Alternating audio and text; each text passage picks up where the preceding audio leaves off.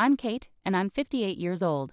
I work as a neurologist at a university hospital in France. Since my daughter is on a short study trip to America, I decided to take a long break. How many years has it been? Visiting the university hospital, where I used to work, brings back both happy and sad memories.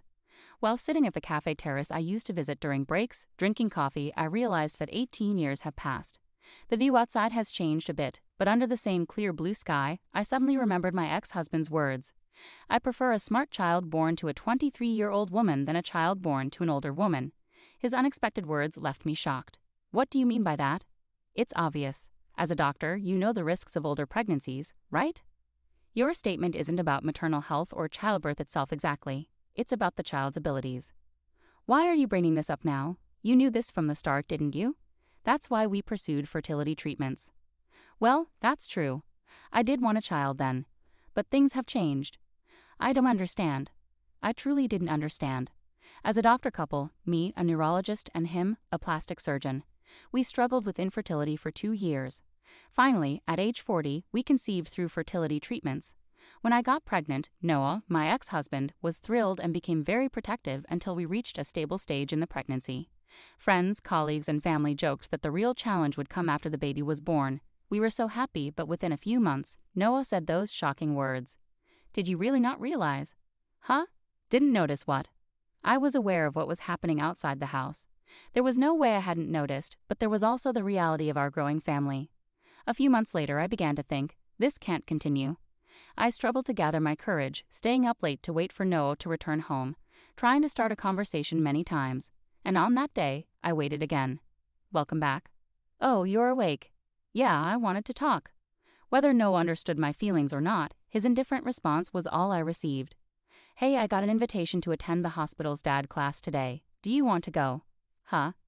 Apparently, most husbands attend the class. I'm not going. Huh? I said I'm not going. I'm not interested. Not interested? I'm a doctor, you know. I've seen countless pediatric patients. I don't have a problem with kids, so isn't that enough? But raising our own child from infancy is completely different. Even though I'm a doctor, I have no idea about childbirth or parenting. It's beyond what I can imagine. That's your perspective. Mine is different. I'm fine, so I'm not going. End of discussion. Noah remained uninterested and exerted pressure, but I lacked the courage to continue. One of my colleagues mentioned she saw him. Cheating? She saw you recently in the city, arm in arm with a young girl, happily shopping in a department store. Oh, really? Was that person stalking me or something? No, she just happened to be there and saw you. But she decided to gossip and used the word cheating. If it's untrue, that's slander, right? Huh? That's not the point. That's exactly the point. You realize I'm being suspected, right? It's a story where no one knows if it's true or not. So is it a lie? Well, my clinic focuses on beauty treatments, so it mostly employs young women. Women can be competitive with each other, you know? To keep them happy, I offer meals, shopping, and relaxation to recognize their hard work at a popular clinic. So, you're doing the same with other staff, not just the person my colleague saw. You could say that. So, you're neglecting our family for that? Kate, think about this. Without those girls, the clinic wouldn't succeed. They contribute to our income, right? So, thanks to them, we can maintain our household. Calling it neglect seems a bit harsh, don't you think? Noah smirked as he spoke, making valid points but also saying hurtful things. What's relaxation anyway? Is it code for hotel escapades? My colleague mentioned seeing him entering a hotel with a woman. It's a hotel Noah often uses for business dinners. When I heard that, I felt it was damning, but I couldn't bring myself to say it out loud. Maybe Noah had been hiding such activities since the early days of the clinic, focusing less on home once the money started coming in.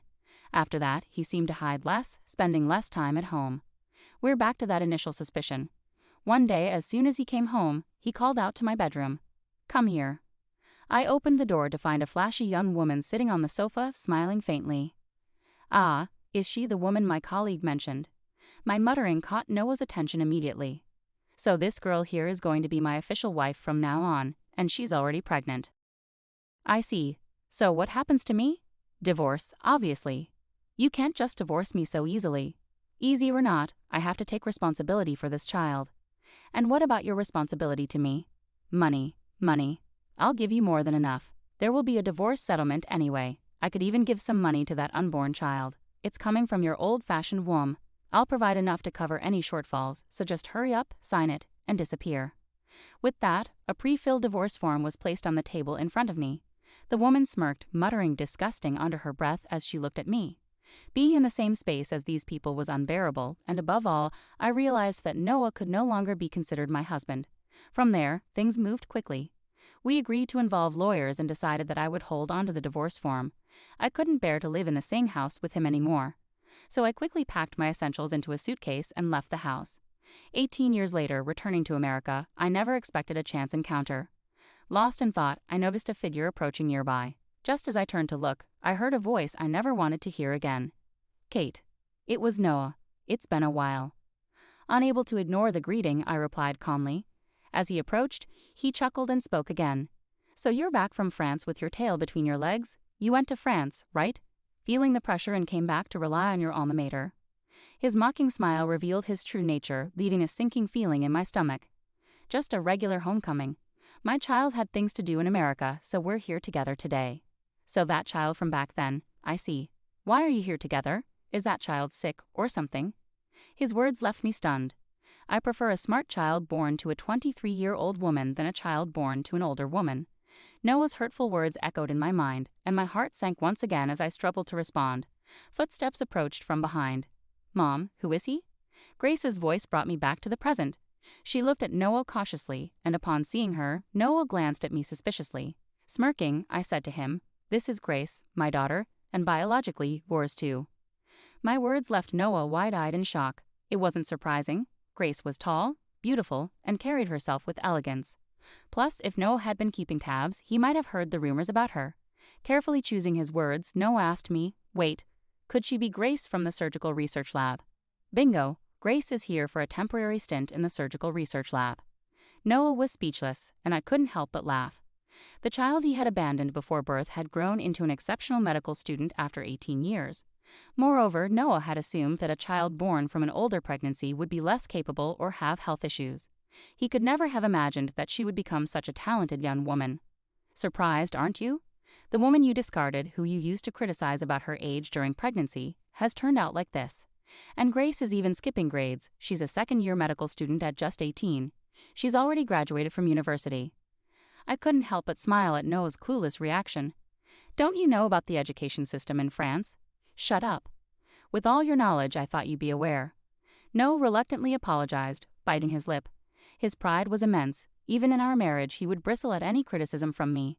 Now approaching 60, it seemed little had changed. Quietly, I continued, Grace graduated from high school at 15 and college at 17. She's worked so hard, despite me being a single parent. She's an exceptional daughter, both inside and out. She's my pride and joy. I beamed proudly, but Noah, clearly frustrated, threw out a statement that demanded attention. You must have used your authority as a doctor to pull strings, right? Maybe you're even a professor over there. With that kind of power, you could manipulate anything. High school, college, even medical school. But don't think I'm like you. Is that so? Is that your version? Sending your child to low-ranking high schools, struggling to get into any university, let alone dental school. You probably managed to finagle your child into some countryside medical school, right? How did you find out? I ran into someone who knew you from junior high and high school. Heard quite a bit. Caught off guard, Noah seemed desperate to know who it was. Who was it? He asked eagerly, almost childlike. Annoyed, I ignored him and took a sip of the coffee in front of me. Its familiar taste eased my troubled heart a little. One of the hospitals affiliated with the university where Grace was accepted is managed by an American. He seemed eager for me to start working at the university hospital right away, but I was pregnant at the time. So he suggested I teach at the university and work part-time at the clinic. It turns out he knew about my situation and asked about Noah. I didn't know him personally, but he mentioned hearing about me and my husband. I've heard rumors too about how being wealthy lets you push people around or play games with others. Noah's family were countryside landowners, wealthy and influential. As an only child, he fit the stereotype of a typical rich kid who could do as he pleased. Who told you all this? Tell me. It doesn't matter who it was. Your reputation precedes you, right? Your behavior has been talked about among your peers and acquaintances, who said it doesn't change the truth. To silence him from further protests, I added firmly, that person warned me that I was being used.